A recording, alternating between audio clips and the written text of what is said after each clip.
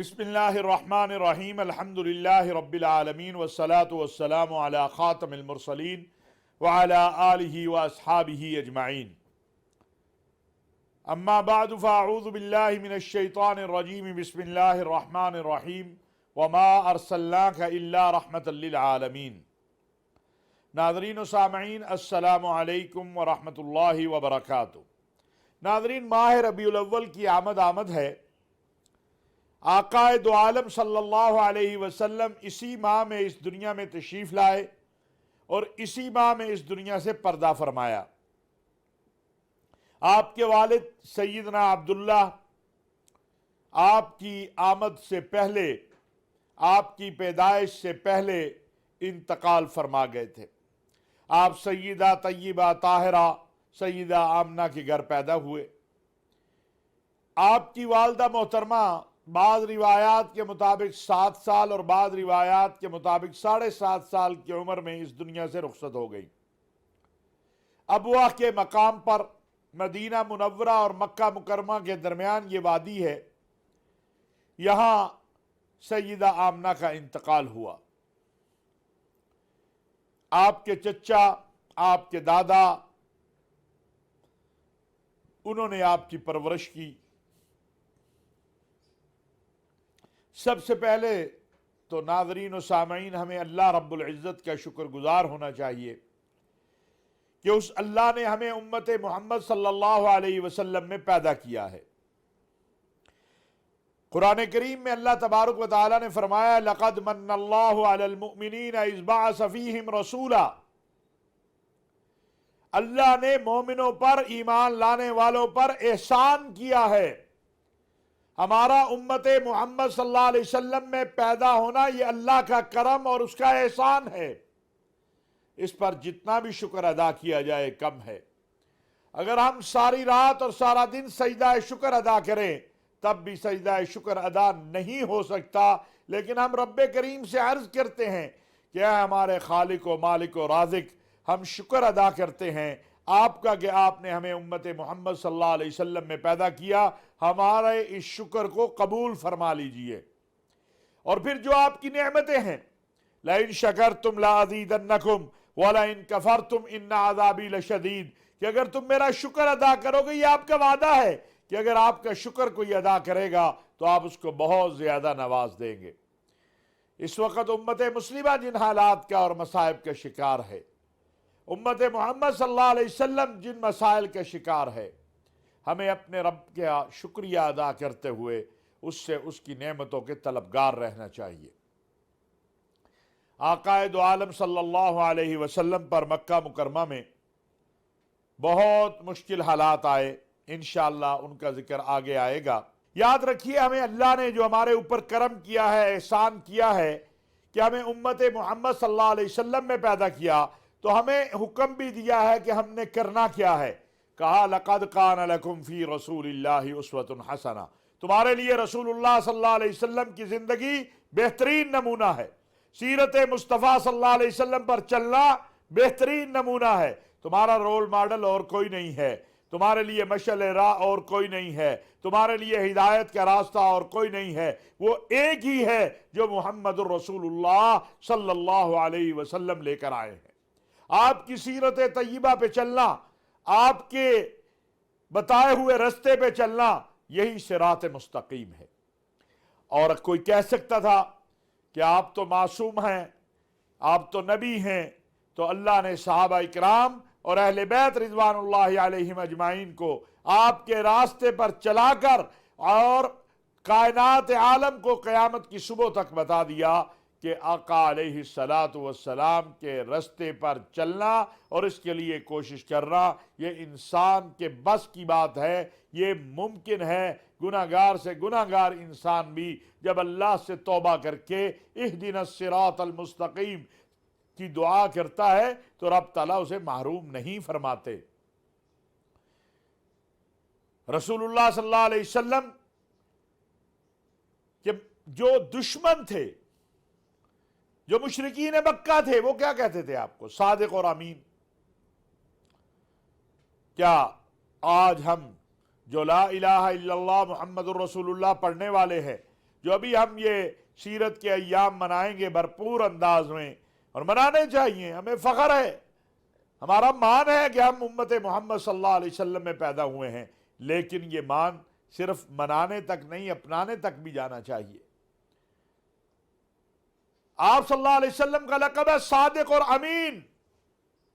ہم اپنے آپ سے سوال کریں، کیا ہم صادق اور امین ہیں؟ کیا ہم سچ بولتے ہیں، یا چھوٹے چھوٹے منفیات کی خاطر ہم جھوٹ بھی بول جاتے ہیں؟ سودا مہنگا بیچ دیتے ہیں، 2 نمبر بیچ دیتے ہیں، امانت دار ہیں۔ ابھی دیکھیں کیا ہوا ہے یہ سیلاب میں، یہ امانت داری تو نہیں ہے۔ آپ کے پاس پہلے سے پڑی ہوئی فصل موجود ہے، آپ کے پاس پہلے سے پڑا ہوا جو ہے وہ اناج موجود ہے، لیکن جو ہی سیلاب آیا، پانی آیا، آپ نے ہر چیز مہنگی کر دی۔ یہ امانت داری تو نہیں ہے۔ خیمے دیکھیں، ابھی دنیا اس بات پہ خوف زدہ ہے، اور شکایات آ رہی ہیں کہ مستحقین تو بیچارے ایک طرف رہ جاتے ہیں، لٹیرے پہنچ جاتے ہیں۔ یہ بھی نام لینے والے تو اسلام اور مسلمانوں کا ہے، ان کا بھی یہ دعویٰ ہے کہ ہم مسلمان ہیں،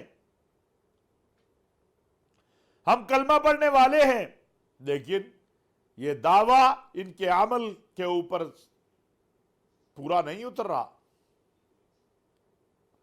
دعویٰ تو یہ کر رہے ہیں، لیکن عمل بالکل مختلف ہے۔ قرآن میں کہا گیا لِمَ تَقُولُونَ مَا لَا تَفْعَلُونَ، جو کہتے ہو وہ کرتے کیوں نہیں ہو؟ سیرت مصطفیٰ صلی اللہ علیہ وسلم اپنانے سے بات بنے گی۔ سچ پہلی بنیاد ہے۔ ہم کتنا سچ بولتے ہیں، یہ اپنے آپ سے ہم خود سوال پوچھ لیں۔ رسول اکرم صلی اللہ علیہ وسلم نے پوری حیات طیبہ میں کسی کو دھوکہ نہیں دیا، کسی کی زمین پہ قبضہ نہیں کیا، کسی ذخیرہ اندوز کے سر پہ ہاتھ نہیں رکھا، کسی منافع خور کے سر پہ ہاتھ نہیں رکھا۔ وعیدیں ہیں ان کے لیے، اور ہمارا دعویٰ بھی ہے کہ ہم عاشق ہیں، ہم امتی ہیں، لیکن عمل بالکل مختلف ہے۔ عشق سچا تب ہوتا ہے جس سے عشق کیا جائے، جو اس نے کہا اس پہ عمل کیا جائے۔ کہا جھوٹ نہ بولو، کم نہ تولو، لوگوں کی حیات تنگ نہ کرو، لوگوں کو زندگی دو۔ وَمَنْ أَحْيَاهَا فَكَأَنَّمَا أَحْيَا النَّاسَ جَمِيعًا۔ ہم کیا کر رہے ہیں، یہ ہمارے سامنے ہے۔ ناظرین، رسول اللہ صلی اللہ علیہ وسلم کی والدہ محترمہ کا جب انتقال ہوا تو جو ان کی خادمہ تھی وہ آپ صلی اللہ علیہ وسلم کو لے کر مکہ مکرمہ آ گئی۔ انشاءاللہ اگلے پروگراموں میں سیرت مصطفیٰ صلی اللہ علیہ وسلم پر بھی بات ہوگی، لیکن آج کا میرا پیغام یہ ہے کہ ہم سب مل کر اپنے اللہ کا شکر ادا کریں کہ اس نے ہمیں امت محمد صلی اللہ علیہ وسلم میں پیدا کیا ہے، اور کوشش کریں، محنت کریں، جدوجہد کریں کہ ہم سیرت مصطفیٰ صلی اللہ علیہ وسلم پہ چلنے والے بن جائیں۔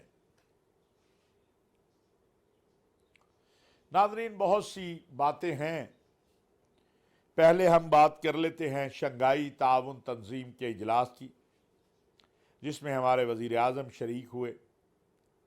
حقیقت بات یہ ہے کہ اگر ہم سفارتی سطح پہ اس کو دیکھتے ہیں تو ایک بدقسمتی ہے نا، ہم اس وقت اتنا تقسیم ہو چکے ہیں کہ ہم یہ نہیں سوچتے کہ میاں شہباز شریف صاحب جو شنگھائی تعاون تنظیم کے اجلاس میں گئے ہیں تو وہ کوئی اپنی ذاتی حیثیت میں تو نہیں گئے، وہ تو گئے ہیں بطور وزیر اعظم اسلامی جمہوریہ پاکستان۔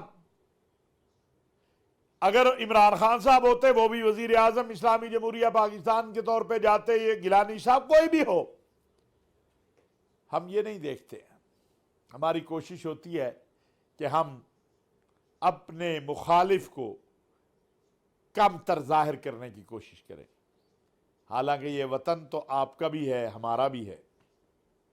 اس وطن کی عزت ہم سب کو عزیز ہونی چاہیے، اور جب کوئی مملکت کا نمائندہ، ریاست کا نمائندہ باہر جاتا ہے، یا ہمارے ملک میں کسی دوسرے ملک کا کوئی نمائندہ آتا ہے، تو پھر اس کی عزت، اکرام اور توقیر کا ہمیں خیال ہونا چاہیے۔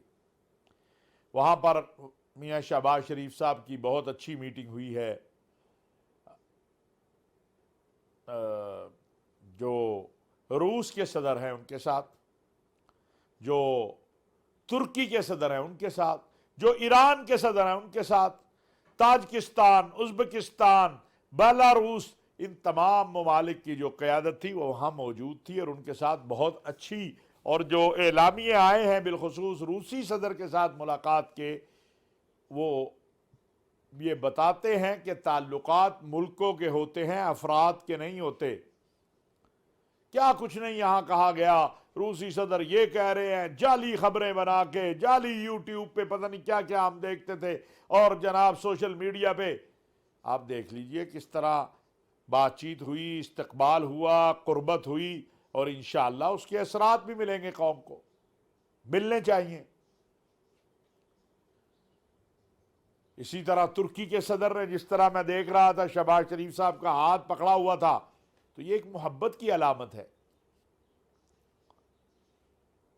ہمیں یہ خیال رہنا چاہیے کہ شہباز شریف صاحب بطور وزیر اعظم کے گئے ہوئے ہیں پاکستان کے، وہ اپنی ذاتی حیثیت میں نہیں گئے۔ تعمیری تنقید کیجئے، تخریبی تنقید سے کوئی فائدہ نہیں ہوگا۔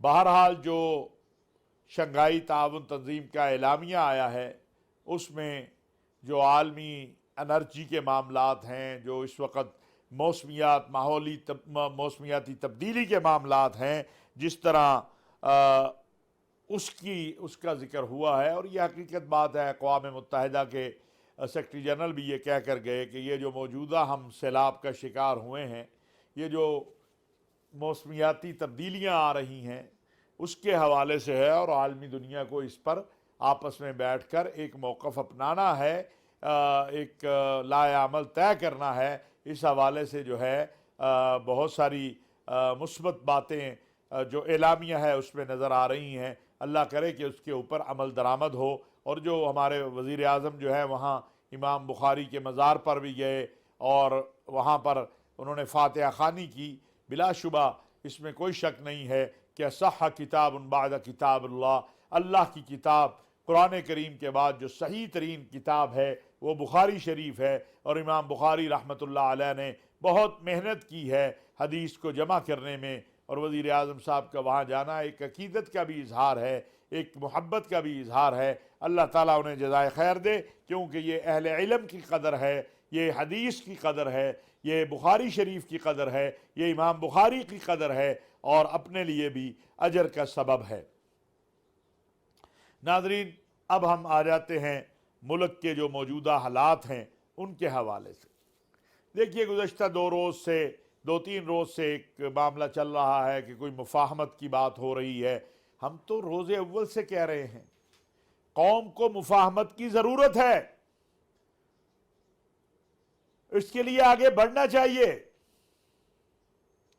اور میں یہ آج پی ٹی وی پہ بیٹھ کے کہہ رہا ہوں کہ یہ جو مذہبی کارڈ جسے کہتے ہیں، سیاست کے لیے اپنا مذہب کا استعمال، یہ بند ہونا چاہیے۔ ہمیں بالغ ہو جانا چاہیے اب۔ غیر شرعی فتوے، ایک دوسرے کی سیاست کے لیے توہین اور تحقیر، یہ بند ہونی چاہیے۔ کیا کر رہے ہیں ہم؟ آصر اقبال صاحب نے یہ بھگتا نہیں؟ ہمارا موقف تو جس وقت پرویز رشید صاحب کو کہا گیا کہ ان کا تعلق منکرین ختم نبوت سے، ہم نے اس وقت بھی کہا کہ یہ نہ کرو یار۔ آپ ان کو کہہ سکتے ہیں، آپ اپنے الفاظ میں کچھ بھی، لیکن وہ اگر رسول اللہ صلی اللہ علیہ وسلم کی ختم نبوت کے منکر نہیں ہیں، اسی طرح پچھلے خان صاحب کے دور میں ہر مشیر دوسرے پر یہ الزام لگتا رہا، کبھی معید یوسف بیچارہ آ جاتا تھا، کبھی کوئی آ جاتا تھا، کبھی کوئی آ جاتا تھا، لیکن ایسا نہیں ہے، نہ ایسا تھا۔ تو ہمیں احتیاط اور خیال کرنا چاہیے دینی امور میں، دینی معاملات میں، کہ ہم کیا کر رہے ہیں، اور اگر ہم ایسا نہیں کریں گے تو اس کا نقصان بھی سیاسی قیادت کو ہوتا ہے۔ ایک دوسرے کو ہر وقت طعن و تشنیع کے نیچے لانا، ایک دوسرے کو ٹارگٹ کرنا۔ میں نے بہت دن پہلے عمران خان صاحب سے، اور یہ جب ان کی حکومت تھی اس وقت بھی ہم کہتے تھے کہ آپ جو دینی حوالے دینے جائیں اس میں آپ احتیاط کریں،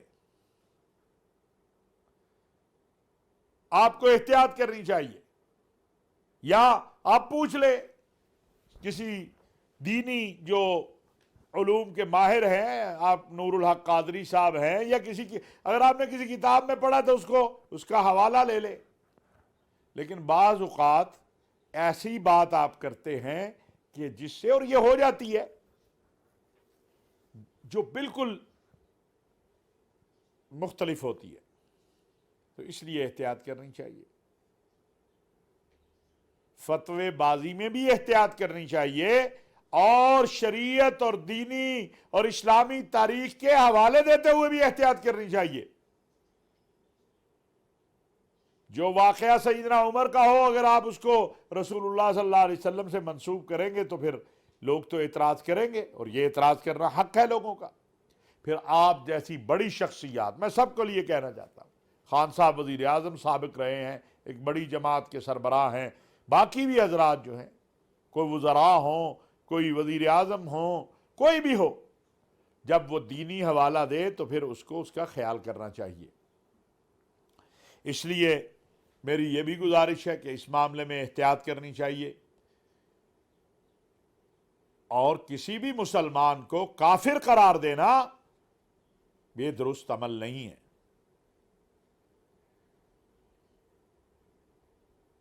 کمزور سے کمزور ایمان والے کو بھی آپ کافر قرار نہیں دے سکتے، اس میں احتیاط کرنی چاہیے۔ ہاں، آپ تحفظات کا، اگر کوئی بات ایسی ہوئی ہے اس پر تحفظات کا اظہار کر سکتے ہیں، اور اس کی وضاحت کر دینے میں کوئی حرج نہیں ہے۔ یہ بات بڑی وضاحت کے ساتھ، واضح انداز میں ہم سب کو معلوم ہونی چاہیے۔ پاکستان نے بڑی قیمت ادا کی ہے اس ناجائز اور غیر شرعی فتویٰ بازی۔ کبھی شیعہ سنی مسئلہ پیدا ہوا، کبھی خودکش حملے آئے، کیا کچھ نہیں ہوا۔ تو اس لیے یہ بہت زیادہ ہمیں احتیاط کرنے کی ضرورت ہے، اور بہت زیادہ اس حوالے سے ہمارے اکابرین کو، پاکستان کے سیاسی اور مذہبی جماعتوں کے قائدین اور کارکنان کو احتیاط کرنی چاہیے۔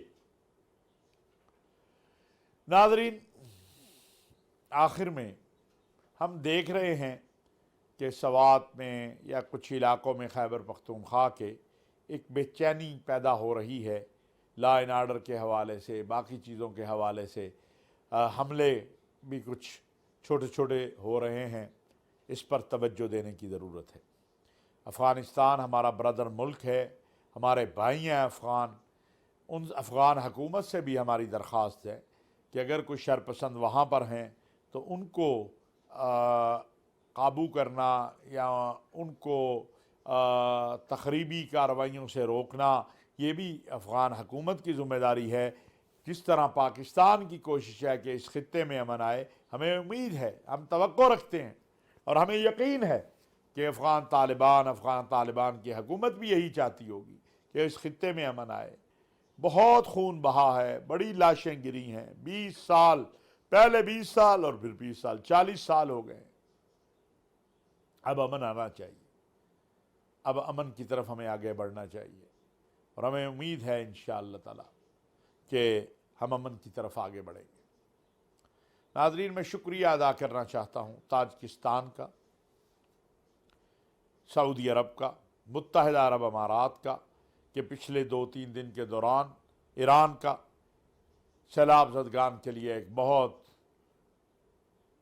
امدادی سلسلہ جو ہے بہت بڑا ان ممالک سے پاکستان آیا ہے۔ میں تمام ممالک کی قیادت کا بھی شکریہ ادا کرتا ہوں، عوام کا بھی شکریہ ادا کرتا ہوں۔ اللہ تبارک و تعالی جو کہا سنا اس پر عمل کی توفیق عطا فرمائے۔ وما علینا الا البلاغ المبین۔